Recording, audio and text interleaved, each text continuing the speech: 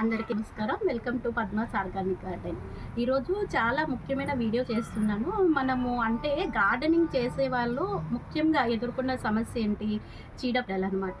చెట్లకి రకరకాలైన తెగుళ్ళు, ఇది అందరూ మనం ఫేస్ చేయాల్సిందే అనమాట. అలాంటి చీడపీడలకి ఒక బ్రహ్మాస్త్రం అని అంటారు. అంటే ఎటువంటి చీడపీడలైనా, పేడుబంక అవనియండి, ఆకుముడత అయినవనియండి, రకరకాలైన చీడపీడలు అనేవి చెట్లకు ఆశిస్తాయి. ఏ ఒక్క చీడపీడకైనా ఇది ఒక్క ద్రావణం కనుక మనం ఇచ్చాము అంటే పర్మనెంట్ సొల్యూషన్ అనేది మనకి తెలుస్తుంది. మరి ఆ ద్రావణాన్ని, ఆ బ్రహ్మాస్త్రం అన్నాను కదా, అలాంటి ద్రావణాన్ని ఎలా తయారు చేయాలో మీకు చూపిస్తాను, వచ్చేయండి. దానికి సింపుల్ అండి, ఏమి ఎక్కువ అవసరం లేదు. ఇది చూసారు కదా, వేప నూనె. ఇది మన ఇంట్లో వాడుకునే బేకింగ్ సోడా, దీనిని వంట సోడా అని కూడా అంటారు. వంట సోడా కావాలి. ఇది మీరా షాంపూ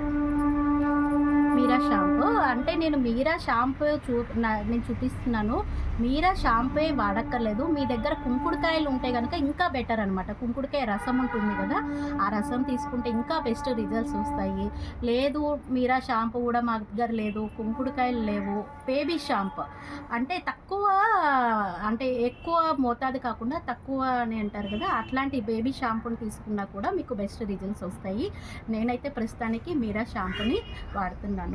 ఇలా ఒక స్ప్రే బాటిల్, ఇలాంటి స్ప్రే బాటిల్ మనకి అమెజాన్లో అవైలబుల్ ఉంటుంది. గార్డెనింగ్ చేసే వాళ్ళ దగ్గర, అందరి దగ్గర ఈ బాటిల్ అయితే మస్ట్ అండ్ షుడ్ ఉండాలి.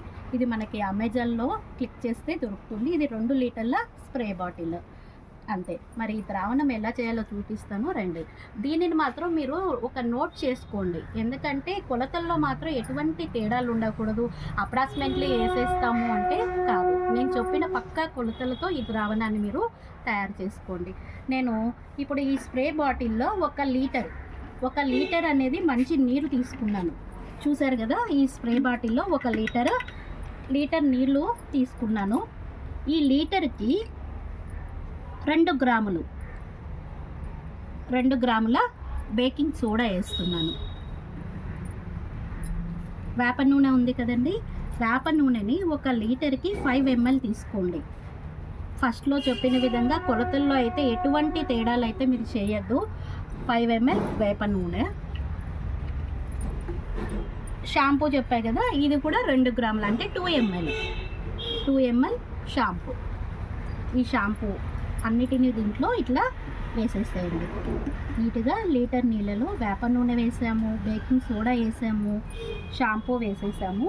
ఇప్పుడు మన స్ట్రైనర్కి ఇట్లా ఈ ద్రావణము మనము 15 రోజులకు ఒకసారి, అంటే పెస్ట్ ఉంటేనే ఇది వాడాలి అనేది ఏమీ లేదు.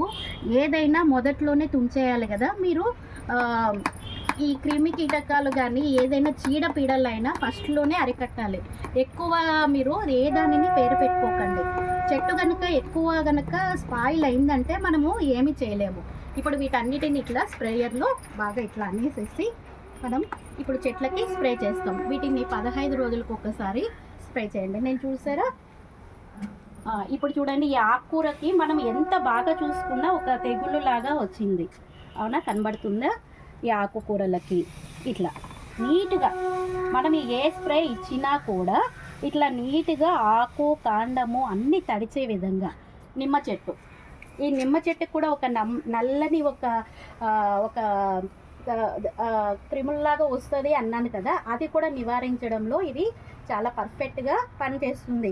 చెప్పాను కదండి, ఏ దానికైనా బ్రహ్మాస్త్రం లాగా, ఏ చీడపీడలకైనా సరే ఈ ఒక్క ద్రావణం ఇచ్చాము అంటే కనుక మన చెట్లు చాలా ఫ్రెష్గా, ఎటువంటి చీడపీడలు లేకుండా చక్కగా ఉంటాయన్నమాట. దీనిని మాత్రం 15 రోజులకు ఒకసారి ఇవ్వండి.